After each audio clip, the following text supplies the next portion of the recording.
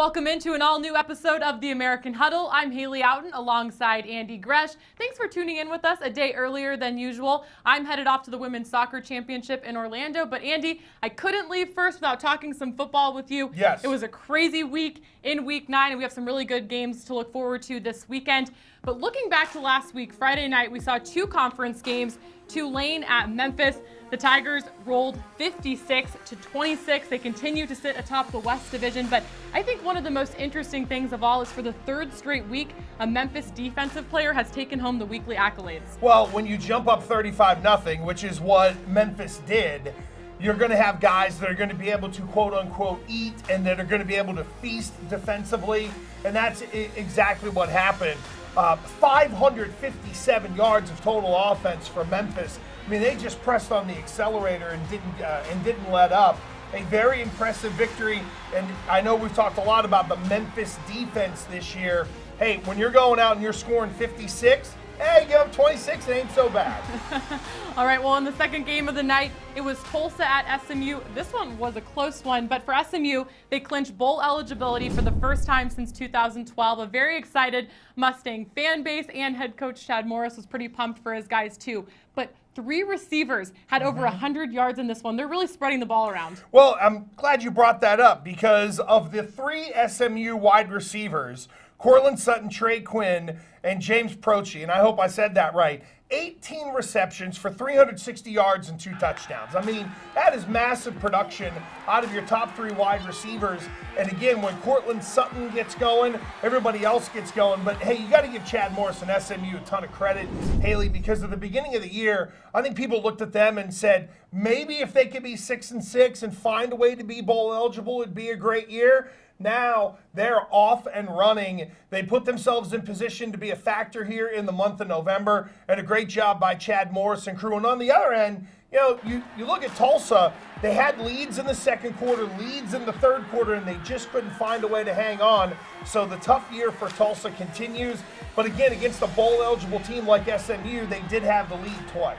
Yeah, you mentioned it, another heartbreaker for Tulsa, but for SMU, they've clinched bowl eligibility, and now they have their sights set higher as they control their own destiny when it comes to playing in the American Football Championship game. They'll have another tough one this weekend as they host UCF. We'll get to that a little bit later in the show, but Andy, the marquee matchup on Saturday was Houston at USF. The Bulls were riding a 12-game winning streak, the longest in the nation, and about a minute left to go in the game, and you're thinking that they're going to escape with this one, but what a drive by the Houston Cougars, and I think they may have found their new starting quarterback. Yeah, and I've talked a lot about Kyle Postma, and he's a guy who had issues this year. They make the change, you get the run at the end for the victory, and USF's defense gave up 255 yards rushing. That's 3.5 yards per carry. The change at quarterback was a big part of that as well in terms of getting some of those chunk plays and those yards. And look, I like what Houston does. Don't get me wrong. This is not a knock on Houston, but I'm shocked that USF lost this football game, quite honestly. I thought their defense was rounding into shape, and defensively, I thought they took a bit of a step backwards this past week. The other thing, too, Houston won the battle of field position, and a big part of the narrative of that game was special teams. So tip of the hat to the Cougars in winning the third phase. And you're right, maybe they have found their quarterback. Then again, maybe they haven't, because we've seen a lot of turnover, no pun intended, at that position. Well, De'Aaron King earned this week's American Offensive Player of the Week accolades, and I think deservedly so, as he led his team to a comeback there in that final minute to knock off USF. But the Bulls still control their own destiny as well at this point when it comes to the East Division. If they win out, it will still come down to that final game of the season should the Knights and the Bulls head into that game without any more losses on their schedule. So still a lot to come, but speaking of UCF, they played Austin Peay this weekend. You said that you had full confidence that the Knights were going to walk away with a victory in this one, but they not only did that, they scored a program record 73 points and are 7-0 for the first time in program history. And that second quarter, Haley, got away from UCF a little bit. I think Austin Peay scored 19 points in the quarter. I mean, 73-33 was the final, but Mackenzie Milton was dang near perfect. He only had 2 incompletions on 75 yards and 3 touchdowns. And Scott Frost's crew continuing to put the hammer down on teams. And look, I didn't think Austin Peay was going to be very much of a challenge, with all due respect to them, and the Knights kind of proved that. But as we head into November, both USF and UCF are in the position that they want to be. All they got to do is win, and they control everything.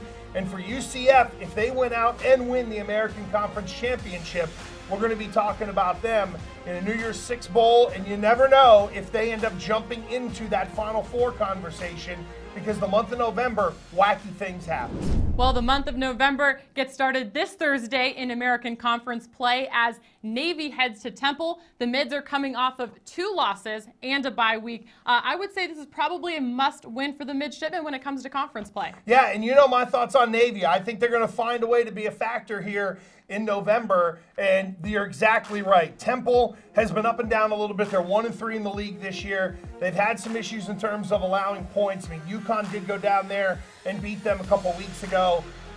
But look, in terms of Navy, we know what they are. We know who they are. The health of Zach Abey is going to go a long way to them making a run here in November. And this, to me, is where Coach Ken and that longevity and the fact that he has set the bar. This is who we are. This is what we do. This is how we operate. It's going to help them in that month of November. And I think for Jeff Collins, he's still going through the transition of putting his stamp on that Temple program. Well, that one kicks at 8 p.m. Eastern, 7 Central on ESPN. And then moving on to Friday, Memphis hits the road to Tulsa. We mentioned it, the Golden Hurricane. Their record's probably not indicative of the type of team they've been this year. They've lost a bunch of heartbreakers. But for the Tigers, how important is it that they don't look past this game because of Tulsa's record and that they keep rolling? Yeah, they've got to continue to score points, quite honestly, because defensively they're never going to be great. But again, you score 56, you give up 26, it's not that big a deal. And it's really going to be on Riley Ferguson to get them going early. I think maybe more, Haley, than any team in the conference, the first quarter for Memphis maybe matters to them most than anybody. Now, I know they have a quarterback who can sling it, and they've come back and then extended leads, but the first quarter kind of tells you everything. If they get down and then they have to throw, that's when you start to make them a little left-handed. But if they can get off to a good start in the first quarter, I think they're going to be just fine. And I don't think they're going to look past Tulsa, because I think for Memphis, they know what's in front of them. They can be in the conference championship game, and they can't have a slip up here. All right, well, moving on to Saturday, 4 conference matchups. Highlight the schedule. ECU returns from their bye week. They'll be at Houston for a noon Eastern, 11 a.m. Central kick. This will be a good test for that Coug defense. The ECU offense has been able to put up some numbers this year. Yeah, when you look at ECU and you see the points for in the American Athletic Conference, it only says 103. But in terms of the points scored overall, it's 187, and they got playmakers on the outside, and they're not afraid to take chances. Here's the thing.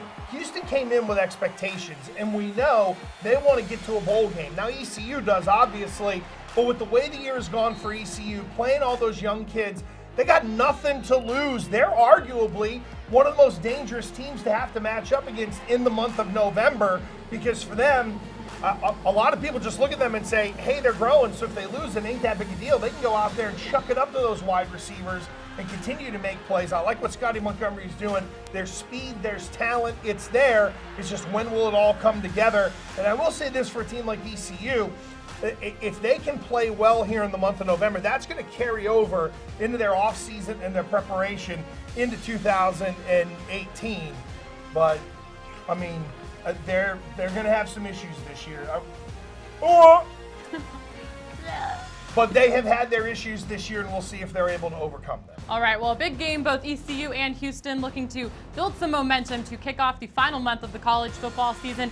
But another important game on Saturday comes when USF heads to UConn. The Huskies coming off of a tough non-conference loss to Missouri on Saturday, but they'll have to shake that one off and get ready for the Bulls. Do you see this game as a trap game for USF, especially coming off of this loss this past week to Houston? No, I kind of see this as a get-right game for USF, to have that defense settle in, to have Quentin Flowers go out and be Quentin Flowers. I think for USF, it's an opportunity to get back on the horse, right the wrongs of last week, and go get a victory. Now, here's the thing that we don't know, and what I would like to see is, some pretty crappy weather at UConn this weekend so that we see how USF plays in the elements. Can they come up in the cold and the wind and the raw? It's going to show us the overall toughness of that football team. And listening to Randy Edsall on his conference call and hearing him, some of the stuff that he said to the assembled UConn media about, hey, we got whooped, but here are all the areas we're getting better. He has continued trying to sell it. He's very bullish on his football team. Maybe in the first half, this has got a chance to be a better game than people think, but I expect USF to walk away and get right, feeling good about themselves heading into the final couple of weeks of the regular season. All right, well, another couple of teams that could use some confidence and some a win at this point in the season is Cincinnati and Tulane. They face off in the third conference game of the day. Both teams kind of struggling here as of late, but both have also seen some improvements this year. What do you kind of hope that both of these teams get out of this game? I want to see a competitive game, and I want to see someone have to win it in the fourth quarter because, as you mentioned, Tulane down a little bit. We know that Luke Fickell is kind of turning over that roster and getting things the way he wants to at Cincinnati. That's a place where we know you can win. But I want to see a fourth quarter battle. I want to see guys be put in pressure situations to have to go execute. You know, if you're Tulane, you're still maybe holding on to, if we can run the table here, maybe win out. We got a chance to end up getting to a bowl. If you're Cincinnati, we're working towards next year playing a bunch of young guys. But give me a good fourth quarter battle and let these coaches execute these players in crunch time. All right, well, we're going to go out with a bang on Saturday night because I'm really looking forward to this one. UCF at SMU. It's homecoming weekend. The Mustangs and the Knights both coming off of very exciting victories and both have a ton of momentum at this point in the year. But it's a cross-divisional matchup. But what do you expect to see in this game, SMU versus UCF? I think SMU is going to give UCF a battle because of those three wide receivers they can put on the field and sling it all over the lot. The question is, will SMU be able to generate enough of a running game to be able to keep UCF off balance? I mean, look, with Mackenzie Milton, he is playing at a player of the year type level. I think we know what UCF is going to do offensively. And, there's the old adage, defense travels. Let's see if their defense does travel to SMU against a group that can spread you out and sling it all over the lot. And, I mean, my love for Scott Frost. And to me, this is the kind of game that Frost would love. We're going on the road. It's homecoming. SMU's got something to play for. And it's the old, if you guys want to be champions, you got to go on the road and get this win. I think what could come out of this, Haley, is that if UCF does what we think they can do at SMU, it could be the kind of win that really grabs people's attentions in terms of voting for the polls. Because I think we're going to start to get those conference losses in the other Power 6 leagues, and UCF is going to have a chance to continue to climb up. And, of course, when you have a guy like Cortland Sutton, you've already got the NFL people and the national people looking at SMU to begin with. So it's the old, if UCF goes in there and say they win by a couple of touchdowns, there are going to be a lot of rubes and plebes that are voters that are going to go, wow, they must be pretty good. Let me throw them into the top 10. Well, definitely some great playmakers on both sides and a good test at this point in the year as two very competitive teams battle it out here in a conference. I think for Scott Frost, you're saying, hey, we go on the road, we get a win. This is a part of who we think we are. If you're SMU, it's we're trying to prove who we are. And if they can find a way to beat UCF, look out. Then there's going to be a lot of chatter around that SMU program. And it's good to have them back in the saddle, so to speak. I know that's a corny, hardy, har-har. Mustangs, yes, ponies, yes. blah, blah. All right, well, before we let you go, Andy, before I head off to Orlando. I know, look at you, world traveler. Hopefully a lot warmer down there than it is up here. And no rain. And no rain, Good no wind. grief. Yeah. But anyways, what people really want to hear about. So I feel like we're finally in conference play. Yeah.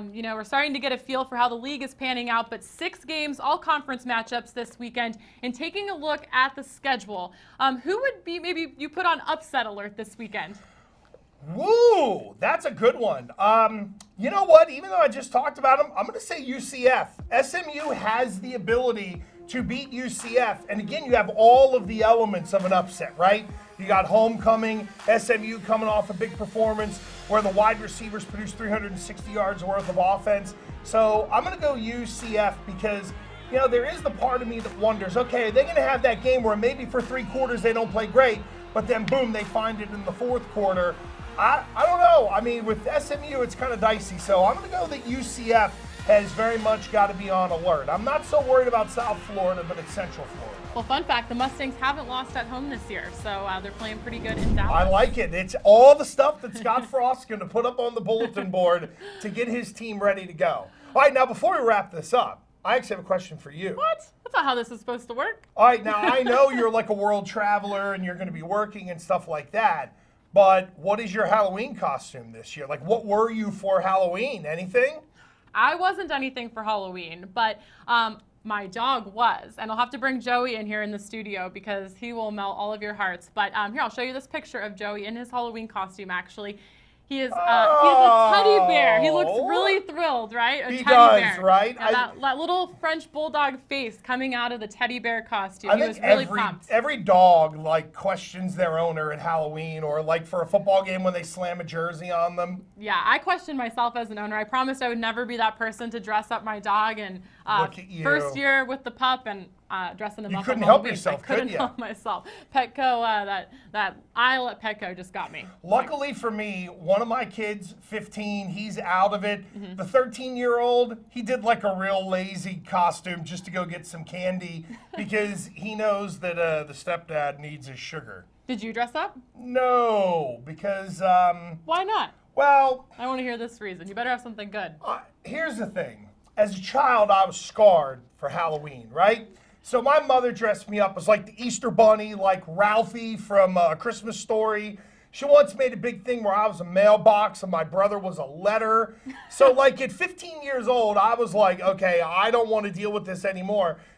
So I developed a strategy. It is called the Fat Person Candy Strategy, where the day after Halloween, all you have to do is go to your dollar store or your grocery store, and you can go get all the Halloween candy that you want pretty cheap, right? Exactly. Yeah. Like I used to ask my grandma, "Hey, just give me $10 for Halloween." She'd be like, "Why?" I said, "I'm not just $10 for Halloween. I'll be good." And then sure enough, I'd just go buy all my candy because after a while, especially like at 13 years old, I was like 6'3.5". So, you know, you become the kid who they think is like 19 years old. You're that guy showing up at people's store stuff. So because of my size, I kind of had to back out of it a little bit. But yeah, somewhere in my mother's house and my parents' house in South Carolina, there's a picture of me at 11 years old dressed as a gigantic Easter bunny. Well, if I had known, I would have definitely dug that one up some way. Oh no, those documents are sealed, Haley. That's how we'll get the views really. Oh yeah, that's right. Yeah, exactly. And as a competitor, I mean, one of the things that I used to look forward to the most about Halloween was the process was fun, going door to door and dressing up. But is when you got back and getting with your friends or maybe your kids do this at home. What it's all about: dump counting it all out how on the many table, you got, right? organizing it in whatever fashion, making some key trades. But it's who got the most candy, who won, and which houses were giving out the biggest candy bars, and making sure that you had that place circled for next year. See, that was my giant kid strategy, is that I knew who had the full-size candy bars, and we would try to start there and then hit the other ones if we could, if they were close within proximity. But let me tell you, those people who give the full-size candy bars at Halloween, kudos to you people, because that's really the way to go. Well, we're sorry this is airing after Halloween, but definitely some good tips to carry over these next 364 days as you get ready for next October 31st. So. And don't dress your kids up as either a mailbox, a letter, or a bunny, because it will scar them. This is what will happen. This is what happens. Yeah, exactly, to you, right? You have a scarred adult that you become a large, scarred adult who goes with $10 after Halloween to go buy candy. So you're scarred, but you're also a genius because you found a way to get it done in the end of the day. So anyways, well, we thank you guys so much for tuning in to an all-new episode of the American Huddle. As always, we're here to answer your questions. So if anything comes up this week and pops up into your mind that you want to ask either Andy or myself, you can find Andy at The Real Gresh, myself at Hali Oughton, or as always, you can tweet us at American_FB. I'm still waiting for some really good questions, Andy. I want to answer some questions. I want to hear you answer some questions. And here's the thing, folks. Like, send them on the fly so you're in the game. Team misses 3rd and 2, whatever it is. Send us your question then or as soon as the game is over. And, of course, appropriate questions that we can answer is always greatly appreciated. We have a highly trained staff here to be able to weed out all of those questions. Yes. Yes, I'm highly trained. But anyways, we want to hear from you. We're heading into the last 4 weeks or so of this season, so time is running out, but we're going to keep analyzing with or without your questions every single week because that's what we do, and we love talking football. It's going to be a crazy end of the season. Yeah, very much so. Looking forward to it. And the American is well positioned within the other Power 6 leagues to be a factor come the end of come after Thanksgiving, really. I mean, that's when you kind of look at it, that final weekend into December. It's okay, what do we have across the map and across the schedule? And the American's going to be a factor. I know what I'll be doing. I'll be having Thanksgiving leftovers and soaking in all those football games Friday and Saturday, because there's going to be some real deciding games those couple of days. So. I'm going to my brother Steve's house. You better get ready. I want a fried turkey, and I also want a turkey in the oven too. All right, good. Well, you better have Steve turning it over to the American football games. Oh yeah. Oh, he will. My little nephew Hudson at 5. He loves watching football. Doesn't matter what it is. All right. Well, thanks so much again for tuning in. We'll see you next week. On behalf of Andy Gresh, I'm Hali Oughton. Have a great weekend.